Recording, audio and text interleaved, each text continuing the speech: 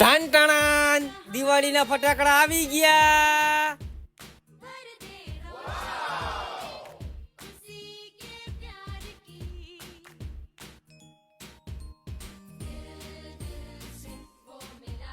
ભાઈ આ ફટાકડા મારા અને આ ફટાકડા મારા.